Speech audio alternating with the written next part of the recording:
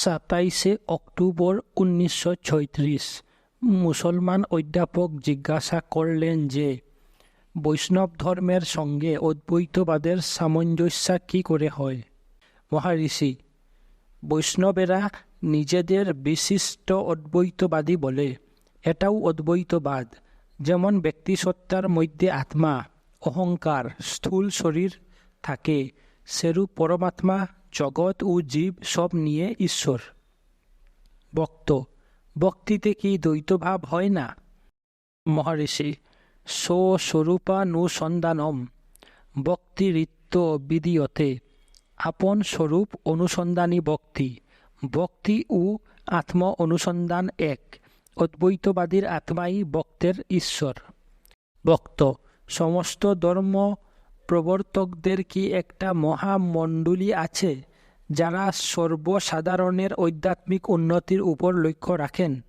মহারিষি: এরূপ মণ্ডলী থাকুক বা না থাকুক, খুব বেশি হলে এটা একটা ধারণা। আত্মা প্রত্যক্ষ, তাকে জানো আর গবেষণা শেষ করো। একজন বলবে মহামণ্ডলী আছে, আরও একজন বলবে নাই, কিন্তু কেউ আত্মাকে অস্বীকার করতে পারে না। ভক্ত: শ্রী ভগবান প্রবৃত্তি ও নিবৃত্তি মার্গ সম্বন্ধে কি বলেন?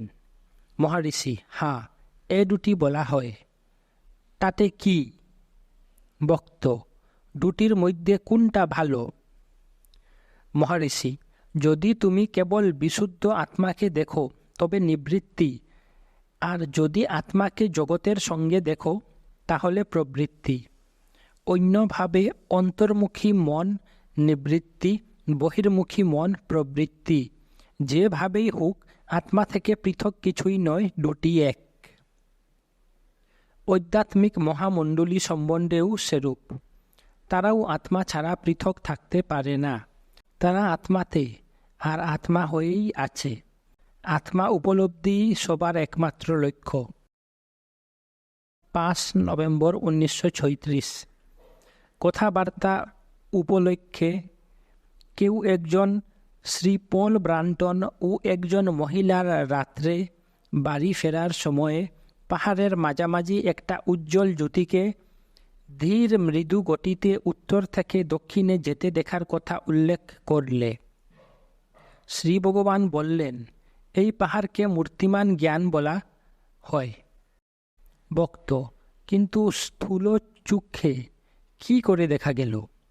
মহারিষি: সম্বন্ধর তার একটা গীতে বলেছেন, আমার হৃদয় হরণকারী বা হৃদয় আকর্ষণকারীর গানই মনে গাইছি। হৃদয় আকর্ষিত হয়, তার ফলে মন নিশ্চয় হৃদয়ে ডুবে যায়। তা সত্ত্বেও তার স্মৃতি মহাত্মাকে পরে ঈশ্বরের স্তুতি করায়। তারপর একজন যুবক ভক্তের কথা উঠল। যুবকটি শিক্ষিত, স্বাস্থ্যবান, অবস্থাপন্ন ও গভীর প্রকৃতির। সে একবার তার বাড়িতে শ্রী ভগবানের ছবির সামনে বসে ধ্যান করছিল। হঠাৎ ছবিটি যেন জীবন্ত হয়ে যায়, আর তাতে ছেলেটি ভীষণ ভয় পায়। সে তার মাকে ডেকে উঠে। মা এসে কি ব্যাপার জানতে চাইলেন। সব আত্মীয় স্বজন তার ভাবান্তর দেখে অবাক হয়ে তাকে ঘিরে দাঁড়ায়। সে যদিও তাদের উপস্থিতি সম্বন্ধে সচেতন ছিল, তবু একটা রহস্যময় শক্তি, যাকে সে বাধা দিচ্ছিল, তাকে আচ্ছন্ন করেছিল। সে কিছুক্ষণের জন্য অচৈতন্য হয়ে যায়। লোকেরা ব্যস্ত হয়ে ওষুধপত্র দিয়ে তাকে সুস্থ করার চেষ্টা করেছিল। পরে সে যখন তিরুবন্নমলাই এসেছিল, তখন এইরূপ অভিজ্ঞতার পূর্বাভাস পেয়েছিল। শ্রী ভগবানের সান্নিধ্যে কোনো অঘটন ঘটেনি, কিন্তু যখনই সে হলঘর থেকে বাইরে যেত, তখনই সেই শক্তির প্রবলতা ও ভয়বিহ্বলতা অনুভব করেছে। শ্রী ভগবান বললেন, তাই নাকি? কেউ তো আমায় আগে এ কথা বলেনি। একজন ভক্ত জিজ্ঞাসা করলে, এটা কি শক্তিপাত নয়? মহারিষি: হ্যাঁ, তাই। একজন পাগল সংস্কার ধরে থাকে, অপরপক্ষে জ্ঞানী ধরে থাকে না। দুজনের মধ্যে এই পার্থক্য। জ্ঞানও একরকম পাগলামি। বক্ত: কিন্তু বলা হয় কর্মসাম্য, অর্থাৎ পাপ ও পুণ্য সমান হলে শক্তিপাত হয়। মহারিষি: হ্যাঁ, মল পরিপাক, কর্মসাম্য ও শক্তিপাঠের অর্থ এক। একজন তার সংস্কার অনুযায়ী চলছে। যখন তাকে শিক্ষা দেওয়া হয় যে সে আত্মা, এটা তার মনকে প্রভাবিত করে আর তার মনের ক্রিয়া এলোমেলো হয়ে যায়। শক্তি প্রবাহে সে নিজেকে অসহায় বোধ করে।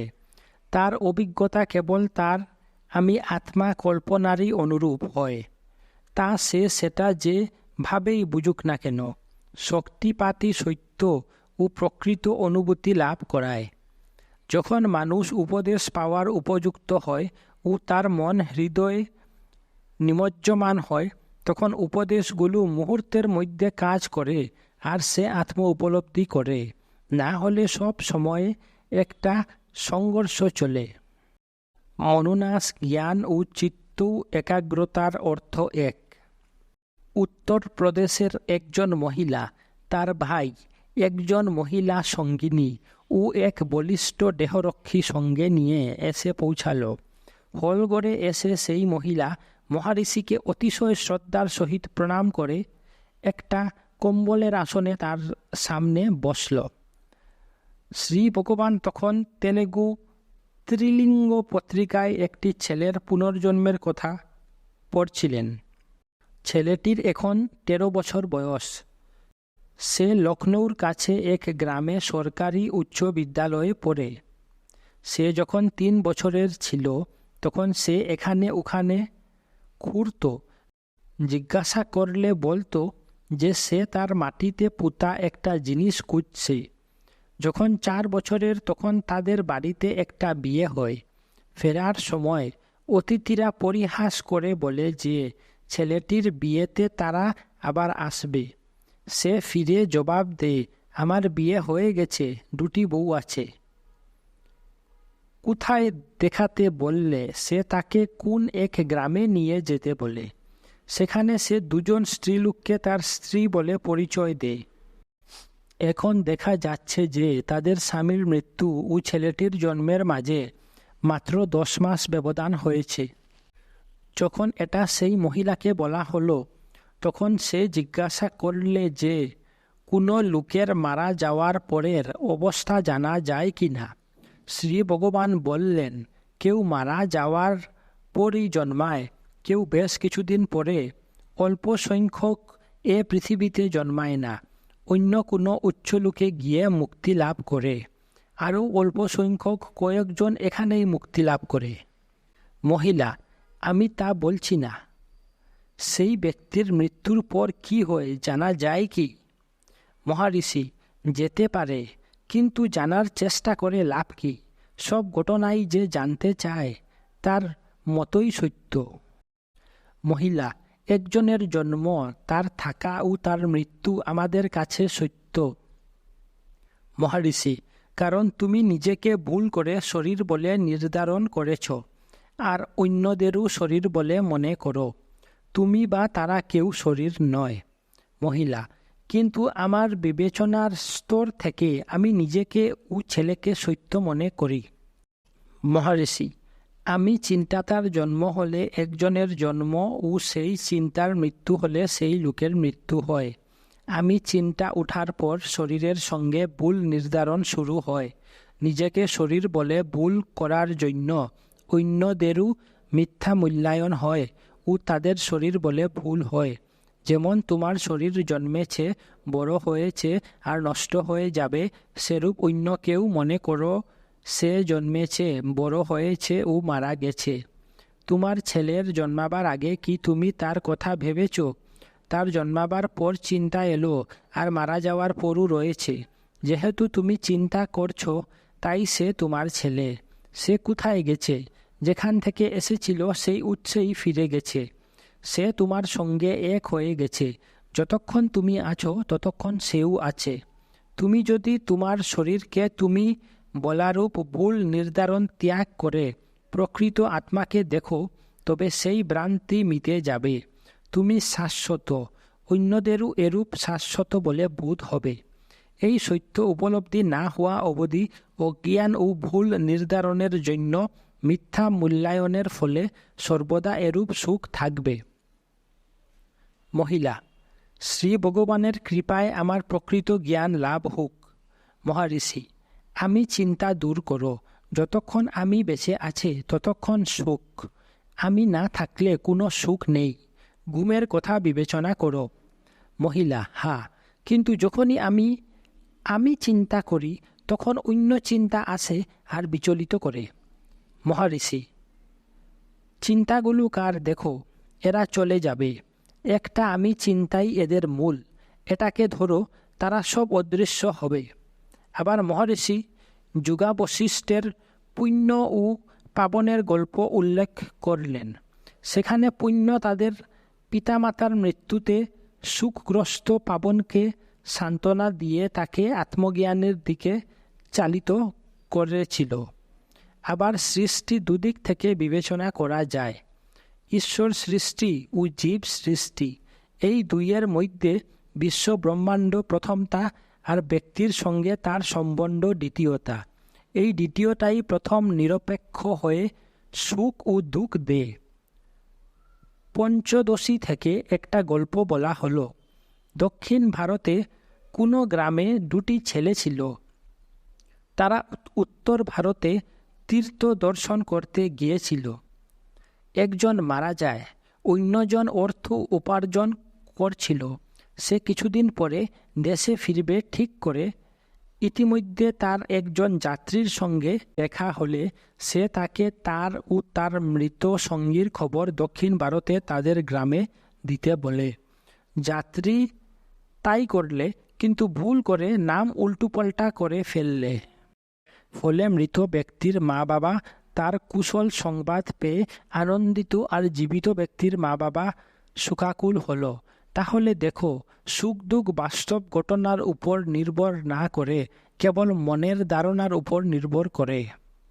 এর জন্য দায়ী জীব সৃষ্টি। জীবকে নষ্ট করো, তাহলে আর সুখ দুঃখ থাকবে না, মাত্র মনের শান্তি চিরস্থায়ী হবে। জীবকে নাশ করাই আত্মাতে থাকা। মহিলা: সব শুনলাম। এ আমার বুদ্ধির অগম্য। শ্রী ভগবান আমায় বুঝতে সাহায্য করুন, এই প্রার্থনা। মহীশূরে একটা জলপ্রপাত দেখতে গিয়েছিলাম। জলের ধারার দৃশ্য অপূর্ব।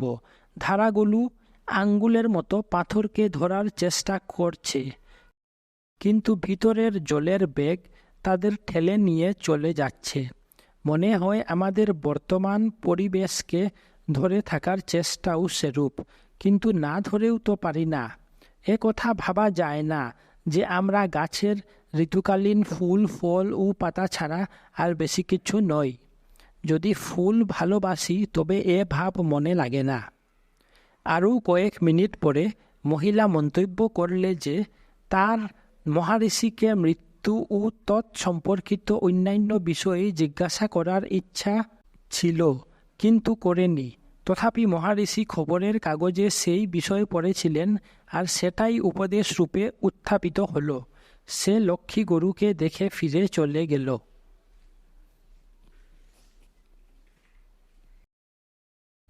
9 নভেম্বর 1936। শ্রী কুহেন: ইচ্ছা কি? আমি বলতে চাই যে সেটা পঞ্চকোষের মধ্যে কোথায় থাকে? মহারিষি: আমি চিন্তা প্রথমে উঠে আর তারপর অন্যান্য চিন্তা হয়। এগুলি মন। মন বিষয় আর আমি বিষয়। আমি ছাড়া কি ইচ্ছা থাকতে পারে? এটা আমিতেই থাকে। আমি চিন্তা বিজ্ঞানময় কোষের, ইচ্ছাও তাতেই থাকে। শ্রী ভগবান আরও বললেন, এই স্থূল শরীর অন্নময় কোষ। প্রাণের সঙ্গে ইন্দ্রিয়বর্গ ও কর্মেন্দ্রিয় নিয়ে প্রাণময় কোষ। মন ও ইন্দ্রিয়বর্গ মনোময় কোষ। এরা জ্ঞানেন্দ্রিয়। মন কেবল চিন্তার সমষ্টি। ইদম, ইহা বিষয়, আর অহম, আমি বিষয়। এই দুটি নিয়ে বিজ্ঞানময় কোষ।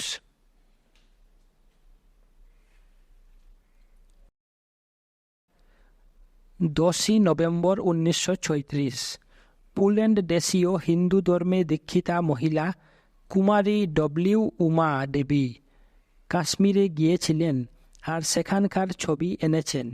আমরা সকলে দেখেছিলাম। শ্রী ভগবান পরিহাস করে বললেন, আমাদের ভ্রমণের কষ্ট না করে এসব দেখা হয়ে গেল। ভক্ত: কৈলাসে যেতে ইচ্ছা করে। মহারিষি: ভাগ্যে থাকলে এসব হয়, না হলে হয় না। গোলার্ধে না হলেও অন্যটাতে অনেক বাকি থাকবে। জানা মানেই যা জানা হলো, তার বাইরে অনেক অজানা রয়ে গেল।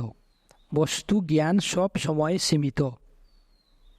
কিছুক্ষণ পরে ভগবান বলে চললেন, অপর জরাগ্রস্ত আর বৃদ্ধাবস্থায় কৈলাস যেতে মনস্থ করলে। পথে একজন বৃদ্ধ এসে তাকে অনেক করে ফিরে যেতে অনুরোধ করে বললে যে সেখানে যাওয়া খুব কঠিন। যা হোক, অপর জেদ করে বললে যে প্রাণ গেলেও সে যাবে। বৃদ্ধ তাকে নিকটের পুষ্করণীতে ডুব দিতে বললে। অপর ডুব দিলে আর সেখানেই কৈলাস দেখতে পেল। এসব কোথায় হলো? তিরুভাইয়ারে, তজ্জুর থেকে 9 মাইল দূরে। তবে কৈলাস কোথায়? এটা মনের মধ্যে না বাইরে? যদি তিরুভাইয়ার প্রকৃত কৈলাস হয়, অন্যদেরও দেখা উচিত, কিন্তু অপর একাই সেটা দেখেছিল। অনুরূপভাবে দক্ষিণ ভারতের অন্যান্য তীর্থ সম্বন্ধেও বলা হয় যে তারা শিবের নিবাসস্থান, আর ভক্তরাও তাই দেখে। এটা তাদের দৃষ্টিভঙ্গি থেকে সত্য। সবই অন্তরে, বাইরে কিছুই নেই। ভক্ত: মারা যাওয়ার কতদিন পরে জন্ম হয়? তৎক্ষণাৎ কিংবা কিছুদিন পরে? মহারিষি: তুমি জন্মাবার আগে কি ছিলে জানো না, তবু মারা গেলে কি হবে জানতে চাও।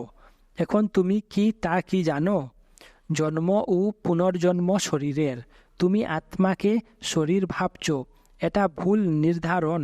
তুমি বিশ্বাস করো যে শরীরটা জন্মেছে আর মারা যাবে, আর ভুল করে একের ব্যাপারটা অন্যের উপর চাপাও। নিজের প্রকৃত সত্তাকে জানো, তাহলে এসব প্রশ্ন উঠবে না। জন্ম ও পুনর্জন্ম যে নেই, এই প্রশ্নটা তোমায় অনুসন্ধান করে জানার জন্যই জন্ম ও পুনর্জন্মের উল্লেখ করা হয়। এগুলো শরীর সম্পর্কিত, আত্মার নয়। আত্মাকে জানো, আর সংশয় দ্বারা বিচলিত হইও না। ভক্ত: আপনি আমায় মায়ামুক্ত হতে সাহায্য করতে পারেন? মহারিষি: মায়া কি? ভক্ত: সংসারের প্রতি আসক্তি। মহারিষি: সুষুপ্তিতে কি সংসার ছিল? সেখানে কি তার প্রতি আসক্তি ছিল? ভক্ত: ছিল না। মহারিষি: তুমি ছিলে কি না? ভক্ত: হতে পারে। মহারিষি: তবে কি তুমি ঘুমে তোমার অস্তিত্ব অস্বীকার করো? ভক্ত: না, করি না। মহারিষি: এতএব ঘুমে যে ছিল, এখন তুমি সেই? ভক্ত: হা। মহারিষি: তাহলে এখন যে মায়ার কথা বলছে সে কে? ভক্ত: সুষুপ্তিতে মন ছিল না, জগৎ ও তার প্রতি আসক্তি মনের। মহারিষি: ঠিক তাই, জগৎ ও তার প্রতি আসক্তি মনের, আত্মার নয়। ভক্ত: ঘুমে আমি অজ্ঞানে ছিলাম। মহারিষি: কে বলছে যে সে অজ্ঞানে ছিল? সে কি এখনো অজ্ঞান নয়? সে কি জ্ঞানী? মলিন সত্যই এখন অজ্ঞানের কথা বলছে। ভক্ত: তবে কি গভীর ঘুমে আত্মা শুদ্ধ ছিল? মহারিষি: সে তো কোনো প্রশ্ন করেনি। অসম্পূর্ণ বা মলিন বলেও বোধ করেনি। ভক্ত: এরূপ আত্মা সবার আছে, এমনকি মৃতেরও আছে। মহারিষি: কিন্তু নিদ্রিত ব্যক্তি বা মৃত শরীর প্রশ্ন করে না। যে প্রশ্ন করছে তাকে বিশ্লেষণ করো। এটা তুমি কি সুষুপ্তিতে ছিলে না? সেখানে কোনো অপূর্ণতা ছিল না কেন? বিশুদ্ধ আত্মা কেবল সত্তা, এটা বিষয়ের সঙ্গে নিজেকে যুক্ত করে না, আর জাগ্রতের মতো সচেতন হয় না। বর্তমান অবস্থায় যাকে তুমি চেতনা বলো, সেটা মস্তিষ্ক, মন, শরীর ইত্যাদি নির্ভরশীল সংযুক্ত চেতনা, কিন্তু সুষুপ্তিতে এ সকল ছাড়াই চেতনা ছিল। বক্ত: কিন্তু গভীর ঘুমে আমি আমার চেতনাকে জানি না। মহারিষি: কে এ সম্বন্ধে সচেতন নয়? তুমি স্বীকার করছো আমি আছি, তুমি বলছো সুষুপ্তিতে আমি ছিলাম। অস্তিত্বের অবস্থাই তোমার আত্মা। বক্ত: আপনি কি বলতে চান যে সুষুপ্তি আত্ম উপলব্ধি? মহারিষি: এটা আত্মা উপলব্ধির কথা বলছো কেন? এমন মুহূর্ত আছে কি যখন আত্মা অনুভূত হয় না? যদি এরকম কোনো মুহূর্ত থাকে তবেই অন্য সময়কে উপলব্ধি কাল বলা যায়। এমন কোনো সময় নেই যখন আত্মা নেই বা আত্মার উপলব্ধি নেই। তবে কেবল সুষুপ্তির সম্বন্ধে এ কথা কেন বলছো? এমনকি এই ক্ষণেও তুমি আত্ম উপলব্ধি করছো। বক্ত: কিন্তু আমি বুঝতে পারছি না। মহারিষি: কারণ তুমি আত্মাকে শরীর বলে ভাবছো। এই ভুল নির্ধারণ ছেড়ে দাও, আত্মার প্রকাশ হবে। বক্ত: এটা আমার মায়া অর্থাৎ আসক্তি দূর করার জন্য আমায় সাহায্য করার প্রশ্নের উত্তর হলো না। মহারিষি: আসক্তি সুষুপ্তিতে ছিল না, এটা এখন আছে আর অনুভব হচ্ছে। এটা তোমার প্রকৃত স্বরূপ নয়। ভ্রান্ত ধারণাটা কার? যদি প্রকৃত স্বরূপ জানা যায়, এটা থাকে না। যদি আত্ম উপলব্ধি করো, বিষয় উপলব্ধি হয় না, সেটাই মায়া ত্যাগ। মায়া বাস্তব নয় যে তাকে অন্যভাবে দূর করা যাবে। 15ই নভেম্বর 1936। নেহাইয়ের ফুলকি 1। কোনো একজন লোক শ্রী মহর্ষির পূর্বতন শিষ্য বলে পরিচয় দিয়ে নিজেকে আশ্রমের ন্যায়সঙ্গত সর্বাধিকারী রূপে দাবি করে আদালতে আর্জি করেছে। তদন্ত কমিশন দ্বারা মহর্ষির সাক্ষ্য গ্রহণ করা হলো। খুব ভিড় হয়েছিল, কিন্তু উত্তর পূর্ব দিকের গড়ে কাজটা নির্বিঘ্নে সম্পন্ন হলো। কথোপকথনের কিছু অংশ দেওয়া হলো। মহর্ষির উত্তর সরল ও স্বতঃস্ফূর্ত। প্রশ্ন: শ্রী ভগবান কোন আশ্রম অবলম্বন করেন? মহর্ষি: অত্যাশ্রম। প্রশ্ন: সেটা কি? মহর্ষি: এটা প্রচলিত 4টি আশ্রমের অতীত। প্রশ্ন: এটা কি শাস্ত্রসঙ্গত? মহর্ষি: হ্যাঁ, শাস্ত্রে এর উল্লেখ আছে। প্রশ্ন: আপনি ছাড়া আর কেউ এরূপ আশ্রমে আছেন? মহর্ষি: থাকতে পারে। প্রশ্ন: আর কেউ ছিল? মহর্ষি: শুক, ঋষভ, জড়ভরত এবং আরও অন্যেরা। প্রশ্ন: বিষয় সম্পত্তির উপর আসক্তি না থাকায় আপনি অল্প বয়সে গৃহত্যাগ করেছিলেন, কিন্তু এখানে আশ্রমে বিষয় সম্পত্তি রয়েছে, এ কী করে হয়? মহর্ষি: আমি চাইনি, এগুলো আমার উপর চাপানো হয়েছে। আমি ভালোবাসি না, ঘৃণাও করি না। প্রশ্ন: এগুলো কি আপনাকে দেওয়া হয়েছে? মহর্ষি: যে স্বামী তাকে এসব দেওয়া হয়েছে তা সে যেই হোক, কিন্তু সংসারে শরীরটাকে স্বামী বলা হয়, এটা সেই শরীর, তার অর্থ আমাকে। প্রশ্ন: তার অর্থ বিষয়ের প্রতি নূতন করে আসক্তি হয়েছে, তাই না? মহর্ষি: আমি ঘৃণা করি না, এটাই আমার বক্তব্য। প্রশ্ন: বাস্তবিক জীবনে যা বললাম তাই দাঁড়ায়? মহর্ষি: বাস্তব ক্ষেত্রে যেমন বেঁচে থাকা আর চলাফেরা করা। প্রশ্ন: আপনি কি উপদেশ দেন, কখনো দিয়েছেন? মহর্ষি: দর্শনার্থী প্রশ্ন করে আমি যা জানি উত্তর দিই। এটা তারা যা ইচ্ছা হয় ভাবতে পারে। প্রশ্ন: এটা কি উপদেশ? মহর্ষি: অন্যেরা কি ভাবে নে আমি কি করে বলবো? প্রশ্ন: আপনার কি শিষ্য আছে? মহর্ষি: আমি কাউকে দীক্ষা দিই না, যেমন পূর্ণকুম্ভ পূজা ইত্যাদি করে ফিস করে কিছু বলা। লোকেরা নিজেদের শিষ্য বা ভক্ত বলতে পারে, আমি কাউকে শিষ্য মনে করি না। আমি কখন কারো কাছে উপদেশ নিতে যাইনি আর দীক্ষাও দিই না। লোকে যদি নিজেদের শিষ্য মনে করে তবে অনুমোদন বা অস্বীকার করি না। আমার মতে সবাই সমান, তারা নিজেদের শিষ্য বলার উপযুক্ত মনে করে। আমি তাদের কি বলতে পারি? আমি নিজেকে শিষ্য বা গুরু কিছুই মনে করি না। প্রশ্ন: আগে কৃতপক্ষের অনুমতি না নিয়ে আপনি কি করে মন্দিরের জমির উপর স্কন্দাশ্রম তৈরি করা অনুমোদন করলেন। মহারিষি, যে শক্তি আমায় এখানে পাহাড়ে বাস করাচ্ছে তার দ্বারা অনুপ্রেরিত হয়ে। প্রশ্ন, বিষয় সম্পত্তি চান না বলেই এখানে আসার 1 ঘন্টার মধ্যে টাকা পয়সা ইত্যাদি ফেলে দেন, টাকা পয়সা স্পর্শ করেন না। এখানে আসার পর অনেক বছর কোনো বিষয় সম্পত্তি ছিল না, এখন কি করে আশ্রমে দান গ্রহণ করা হয়? মহারিষি, কয়েকজন সঙ্গী আমার নাম করে টাকা পয়সা সংগ্রহ করতে শুরু করার পর এটা চালু হয়ে গেছে। আমি তাদের কাজ অনুমোদন করি না বা বাধাও দিই না, সুতরাং এটা চলছে। একজন যায়, আরও একজন আসে, রীতিটা চলছে। দান নেওয়া হোক আমি চাই না, কিন্তু লোকেরা সে পরামর্শ শুনে না। আমি অযাচিত উপদেশ দিতে চাই না, তাই তাদের বাধাও দিই না। যেহেতু পয়সা আসে, এতএব আপনা হতে বিষয় সম্পত্তি হয়। প্রশ্ন, আপনি আপনার স্বাক্ষর দেন না কেন? মহারিষি, আত্ম উপলব্ধির লেখক এ প্রশ্নের উত্তর দিয়েছে। তাছাড়া কি নামে আমার পরিচয় হবে আমি নিজেই জানি না। এখানে আসার পর থেকে লোকে আমায় বিভিন্ন সময় অনেক নাম দিয়েছে। আমি যদি একটা নামে সই করি সবাই বুঝবে না। সুতরাং যারা আমার স্বহস্তাক্ষর চাইতো তাদের বলতাম যে আমার স্বাক্ষর দেখলেও সাধারণ লোক এটা সত্য বলে বিশ্বাস করবে না। প্রশ্ন, আমার বিশ্বাস আপনি টাকা পয়সা বা অন্য জিনিস স্পর্শ করেন না। মহারিষি, অনেক সময়ে লোকে আমার হাতে ফল দেয়, আমি সেটা স্পর্শ করি। প্রশ্ন, যদি এক প্রকার উপহার নিতে পারেন তবে টাকা পয়সাও নেবেন না কেন? মহারিষি, টাকা পয়সা খাওয়া যায় না, ওসব নিয়ে কি করব? যা নিয়ে কি করব জানি না, সেটা নেবই বা কেন?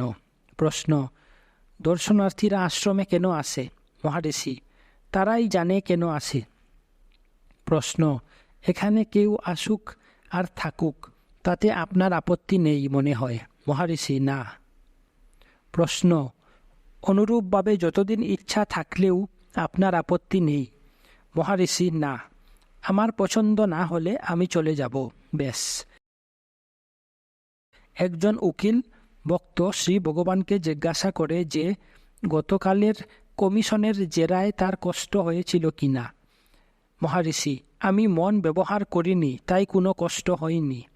তারা 1000 বার জিজ্ঞাসাবাদ করুক, আমার কিছু এসে যায় না।